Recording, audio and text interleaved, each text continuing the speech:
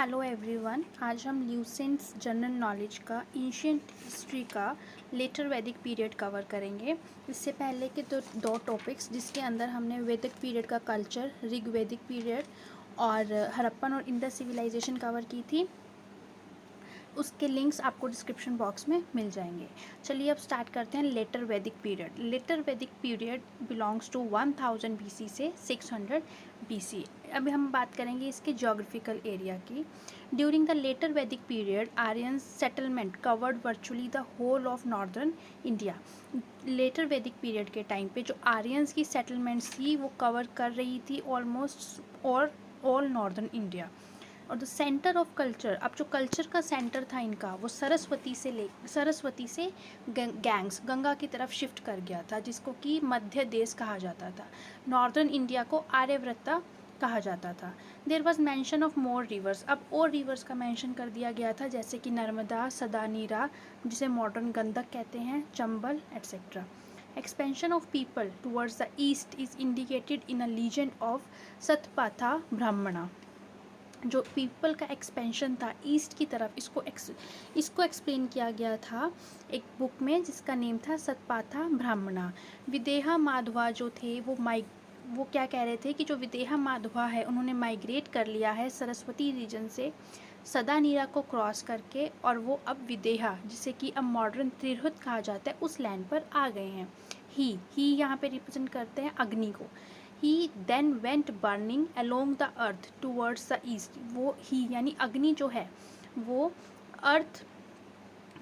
अर्थ के पास से वो बर्न होते हुए ईस्ट की तरफ जा रही है, और गौतम रघुवाना जो कि प्रीस्ट हैं और विदेक माधवा वो उसको फॉलो कर रहे हैं। ये इस तरीके से रिप्रेजेंट किया गया था। अब एमर्जेंस ऑफ जनपदास, इस टाइम पे जनपदास की एमर्जेंस हो चुकी थी। जनपदास निकल के सामने आ गए थे। कुरु जो कि कॉम्बिनेशन था पुरुष और भारतास का। पंचाला ये कॉम्बिनेशन था तुर्वशास और क्रीविस का। काशीस एट्सेट्रा ये सब द्वाब रीजन में आ गए थे। Letter Vedic literature means mention Vindhya mountain. जो लेटर वैदिक लिटरेचर है, पुराना वैदिक लिटरेचर है, वो ये मेंशन करता था कि विंध्या माउंटेन यानी कि southern mountain. Later Vedic literature ने विंध्या माउंटेन भी मेंशन किया था। Reference to the territorial divisions, the later Vedas gives 3 broad divisions of India. जो लेटर वेदास थे वो आपको टेरिटोरियल डिवीज़न भी दे देते थे, जिसके अंदर इंडिया को 3 ब्रॉड डिवीजन्स में डिवाइड किया गया था, जो कि थी आर्यव्रता, जैसे मैंने आपको पहले बताया, इसे कहते थे नॉर्दर्न इंडिया, मध्य देशा यानी सेंट्रल इंडिया, और दक्षिणी पथ यानी सदर्न इंडिया। अब बात करते हैं इसकी पॉलिटी की। तो जो बड़े बड़े किंगडम्स थे and stately cities made their appearance in the later Vedic period. जो बड़े किंगडम्स थे और स्टेटली सिटीज़ थी वो इस पीरियड तक आ चुकी थी। In Taittiriya Brahmana we notice the theory of divine origin of kingship.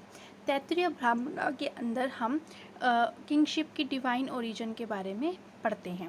The governmental machinery became more elaborate than before.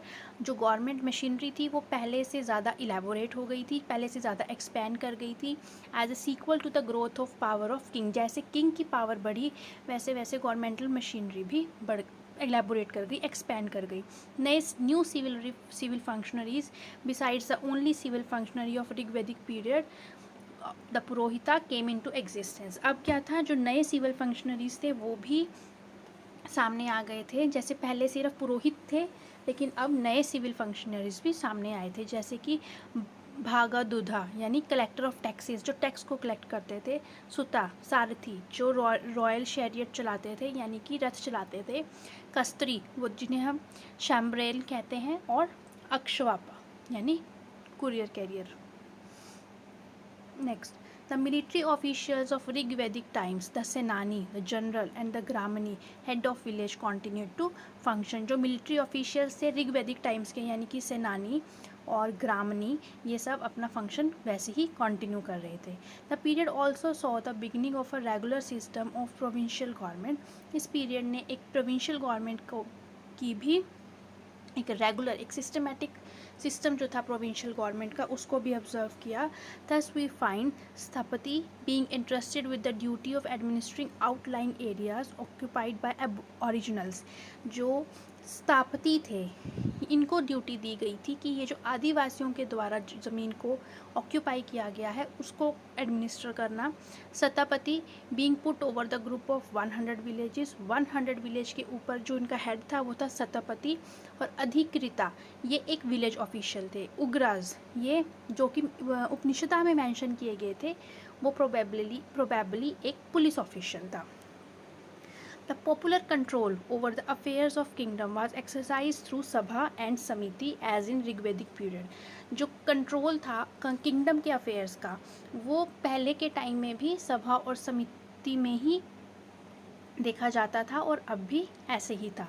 विधता had completely disappeared by now, vidhata जो था वो कम्प्लीटली इस टाइम तक डिसअपियर हो गया था, ख़त्म हो गया था। Even during the later Vedic times kings did not possess a standing army, later Vedic times तक भी किंग्स के पास कोई एक स्थायी आर्मी नहीं थी। जुडिशरी ऑल्सो ग्रो, जुडिशरी भी बढ़ गई थी।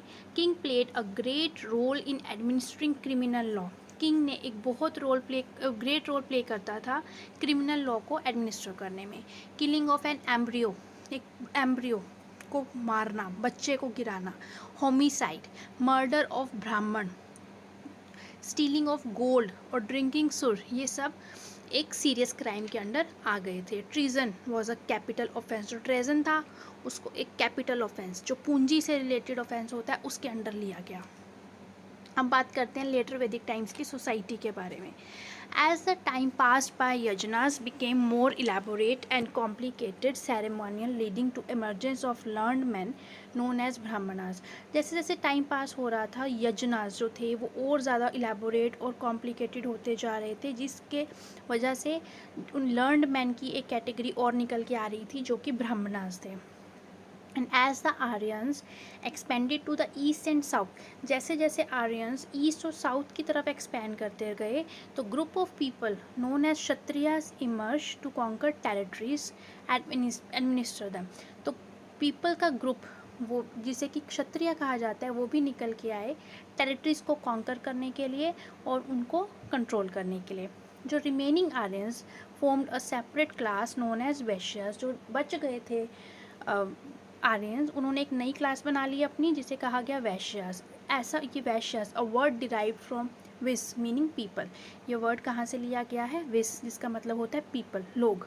The non Aryan form the fourth class, जो नॉन आर्यंस थे उन्होंने एक फोर्थ क्लास बना ली अपनी जिन्हें कि शूद्र कहा गया। Nevertheless these divisions of society were not rigid, ये जो डिविजन्स थी सोसाइटी की ये रिजिड नहीं थी। द इंस्टीट्यूशन ऑफ गोत्र यानी कि clan appeared in letter Vedic period, इस पीरियड में गोत्र यानी कि क्लैंस वो भी निकल आए थे। Higher caste could marry with the lower ones, जो हायर कास्ट थे वो ऊंची जात छोटी जात में शादी कर सकती थी, but marriage with Shudras was not permitted, जो शूद्रस थे उनके साथ मैरिज को परमिट नहीं किया जाता था। Idea of pollution appeared in society, एक पॉल्यूशन जो क्रिएट किया जाता है वो आइडिया जो है सोसाइटी में आ गया था। The earliest reference to the four ashrams, stages of life, brahmacharya, grihastha, vanprastha and sannyasa, is found in Jabla Upanishad. जो अर्लीस्ट रेफरेंस 4 आश्रम जो ज़िंदगी की 4 स्टेजेस के बारे में बताए गए थे, जो कि थे ब्रह्मचर्य, गृहस्थ, वनप्रस्थ एंड संन्यास, ये जबल उपनिषद में हमें मिल जाता है। Ashram system was formed to attain 4 purushartha, जो आश्रम सिस्टम था वो इसलिए बनाया गया था कि आप 4 तरह के पुरुषार्थ को अटेन कर सकें, जिसमें से फर्स्ट है धर्मा, अर्थ, कामा एंड मोक्षा। अब लेटर वैदिक पीरियड में जो स्टेटस ऑफ वुमेन था वो डिक्लाइन हो गया था। According to Aitareya Brahmana, a daughter is the source of misery but a son is the protector of family. Excuse me, Aitareya Brahmana के अकॉर्डिंग एक डॉटर जो है वो मिजरी, दुख का कारण थी, और एक लड़का जिंदगी फैमिली का प्रोटेक्टर था। According to Maitrayani Samhita there are 3 evils, liquor, women and dice. Maitrayani Samhita के अकॉर्डिंग 3 evils थे, लिकर, वुमेन और डाइस। लिकर शराब, women ladies and dice. Excuse me, the monogamy was the ideal. Monogamy होता है एक मैन सिर्फ एक वाइफ रखेगा, ये एक आइडियल मैरिज थी। But polygamy was frequent. Polygamy होता है एक वाइफ की जगह काफ़ी सारी वाइफ्स होना, ये फ्रीक्वेंट थी, ज़्यादातर पॉलीगैमी होती थी। Womens were prohibited to attend the political assemblies. जो वुमेन्स थी वो पॉलिटिकल असेंबलीज को अटेंड नहीं कर सकती थी।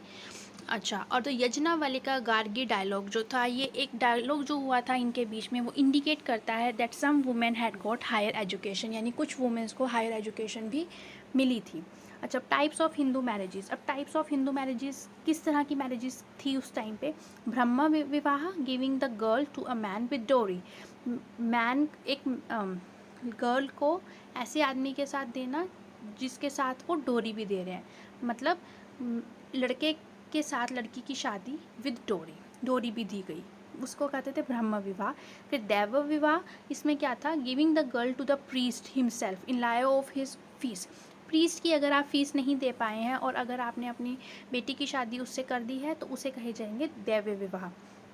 Next, Arsha vivaha, giving the girl to a man after accepting a bride price. Bride का प्राइस एक्सेप्ट किया लड़की के पेरेंट्स ने, और फिर उस लड़की को मैन के साथ शादी कर दी, उस लड़के के साथ, उस मैन के साथ में, उसे अर्श विवाह कहा जाता था। प्रशपत्य विवाह, giving the girl to a man without demanding the bride price. इसमें क्या होता था कि दो लोगों की शादी कर दी जाती थी बिना किसी ब्राइड प्राइस के। नेक्स्ट, गंधर्व विवाह। गंधर्व विवाह में आती थी लव मैरिज। असुर विवाह, marriage with a purchased girl, एक लड़की जिसे खरीदा हुआ होता था उससे शादी करना असुर विवाह कहलाता था। राक्षस विवाह, marriage with the daughter of a defeated king और विद अ किडनैप्ड गर्ल। ऐसी लड़की के साथ शादी करना जो कि एक डिफीटेड किंग की बेटी थी या फिर जिस लड़की को किडनैप किया गया था, वो राक्षस विवाह आता था। अब Paishacha vivaha, marriage to a girl after seducing और रेपिंग हर, एक लड़की का रेप या उसको सिड्यूस करने के बाद उससे शादी करना पैशाचा विवाह कहला जाता। अनुलोम विवाह, जब ब्राइड ग्रूम जो था, दूल्हा जो है, वो एक अपर कास्ट से होता था और जो दुल्हन है, लड़की है, वो छोटी कास्ट से होती थी, तो वो अनुलोम विवाह होता था। और अगर जब इसका उल्टा होता था, यानी कि जब एक लड़की ऊंची जात से होती थी और एक आदमी छोटी जात से होता था, वो प्रतिलोम विवाह कहलाता था। अब है संस्कार। संस्कार कौन से होते थे उस टाइम पे? गर्भधान, पुंसवाना, सीमांतोन्यान, जातकर्मा, नामकरण, निष्कर्मणा, अन्नप्राशना, चूड़ाकर्मा, कर्णाच्छेदना, विद्यारंभ, उपनयन, वेदारंभ, समावर्तन, विवाह, वनप्रस्था, अंत्येष्टि। ये कुछ संस्कार थे। अब है रिलीजन।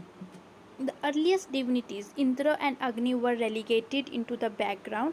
अब जो पहले के डिविनिटीज़ थे यानी कि इंद्र और अग्नि, अब उनको थोड़ा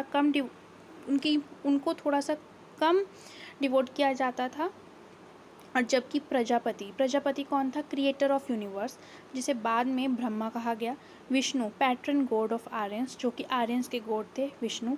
और Rudra, god of animals, later identified with Shiva Mahesha ji. और रुद्र जो कि एनिमल्स के गॉड थे, जिन्हें बाद में शिवा या महेशा के नाम से जाना गया। अब इन सब को ज़्यादा पूजा जाने लगा। Now Prajapati became supreme god, और सबसे सुप्रीम माना गया प्रजापति को। Pushana, who protected cattle in early Vedic period, जो पहले के टाइम पे, जिन्हें माना जाता था कि पहले के टाइम पे ये अर्ली वैदिक पीरियड में जो कैटल्स को प्रोटेक्ट करते थे, अब वो शूद्रास के गॉड बन गए थे। बृहद्रन्यायका उपनिषदा was first the work to give the doctrine of transmigration. ये ऐसा उपनिषद था जिन्होंने सबसे पहले माइग्रेशन की डॉक्ट्राइन के बारे में बताया था। ट्रांसमाइग्रेशन होता है पुनर्जन्म, और डीड्स, कर्म के बारे में बताया था। Early simple ceremonial of Rigvedic period gave place to elaborate sacrifices requiring the services of as many as 17 priests. जो पहले के सेरेमोनियल्स होते थे ऋग्वेद पीरियड के, उसमें सेक्रीफाइसेस को काफ़ी इंपॉर्टेंस दी गई थी, जिसके अंदर 17 प्रीस्ट होते थे।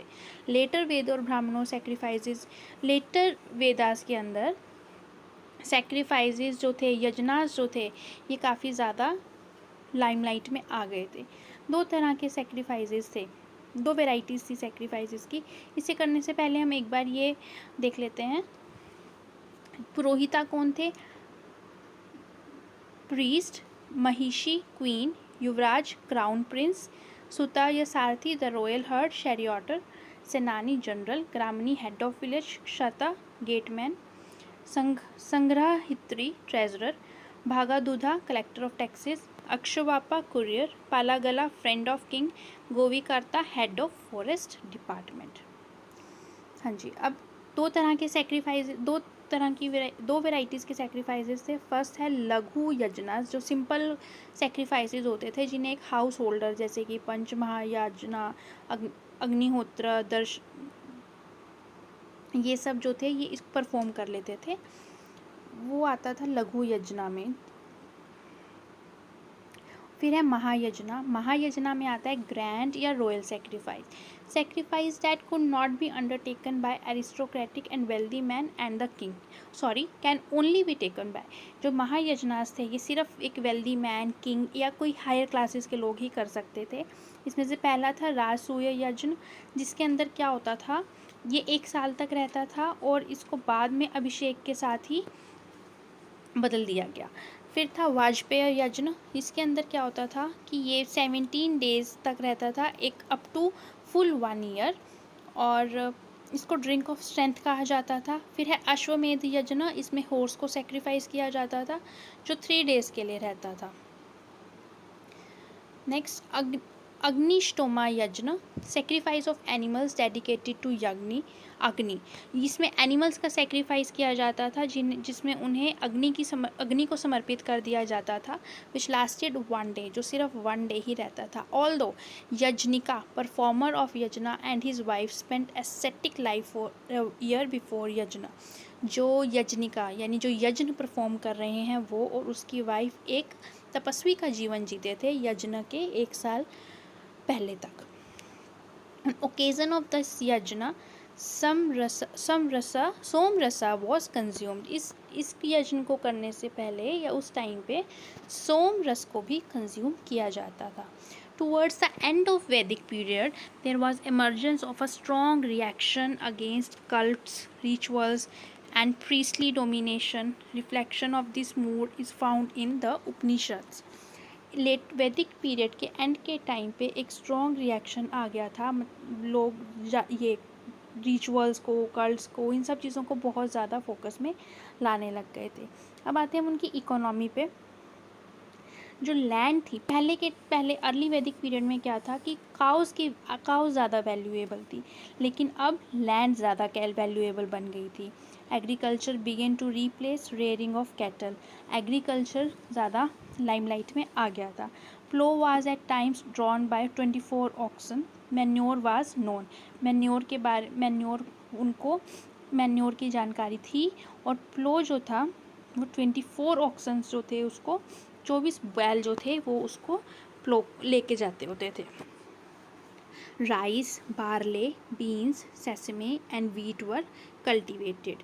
ये वाली क्रॉप्स को कल्टीवेट किया जाता था। Production of goods advanced as indicated by new occupations.